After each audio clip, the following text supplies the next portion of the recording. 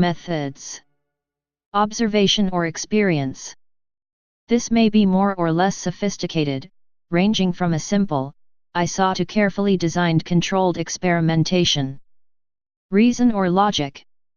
Taking other knowledge as data, by logical operations knowledge can be inferred.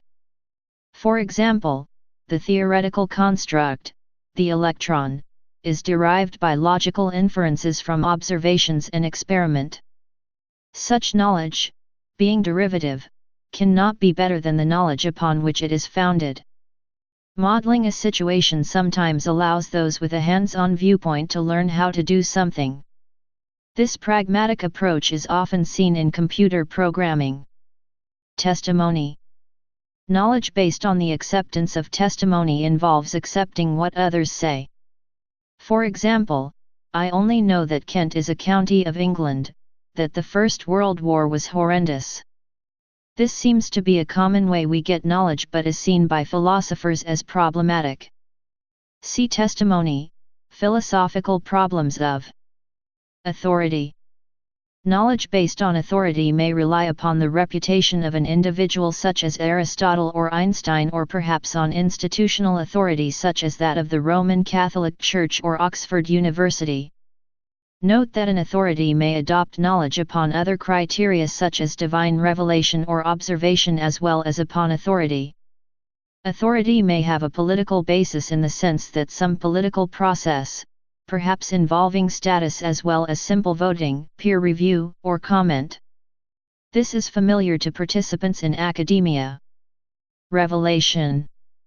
Many people believe knowledge may be obtained via revelation or even divine revelation, which may be directly from God or another spirit, perhaps conveyed through a religious text or texts, such as the Bible, although there is no evidence to support this claim. Discuss.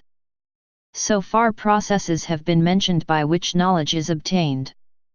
But, in obtaining knowledge there are two main kinds of knowledge that one can obtain.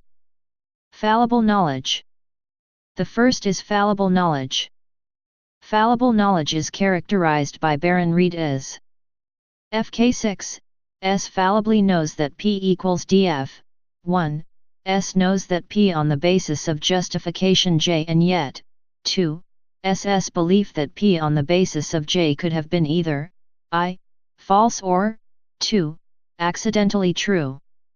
FK7, S fallibly knows that P equals DF, 1, S knows that P on the basis of justification J where, 2, J makes probable the belief that P in the sense that SS belief belongs to the class of beliefs which have the same type, J and most, but not all, of which are true.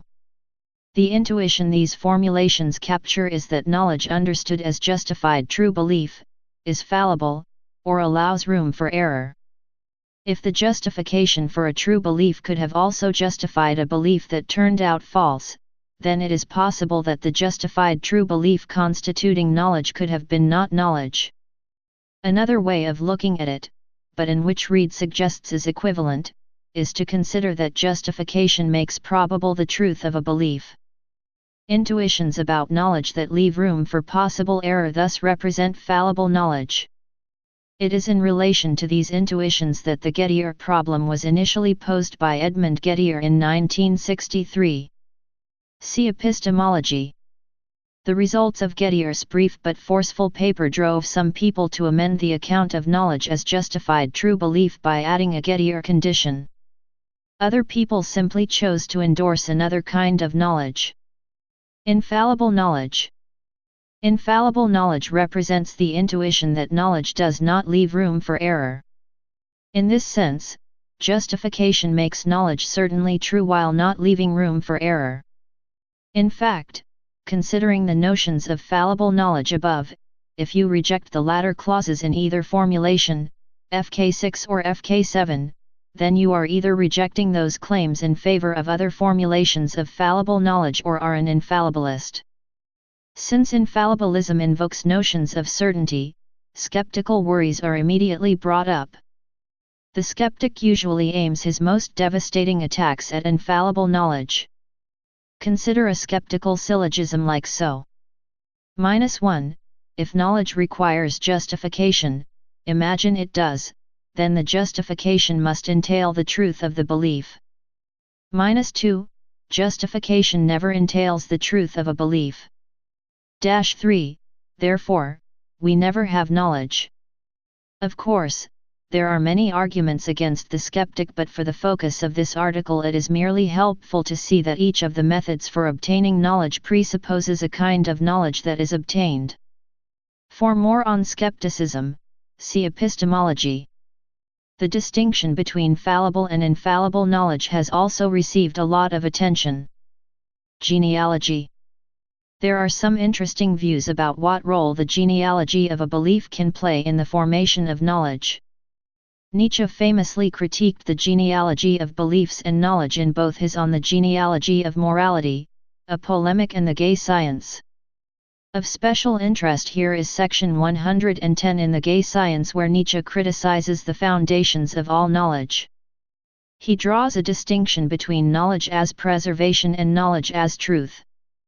Knowledge as truth is the factive sense of knowledge that most epistemologists focus on. But knowledge as preservation was the original knowledge that was formed merely as a means for preservation of the species. Knowledge as preservation can be understood as our tendency to internalize certain methods of obtaining what we believe to be knowledge.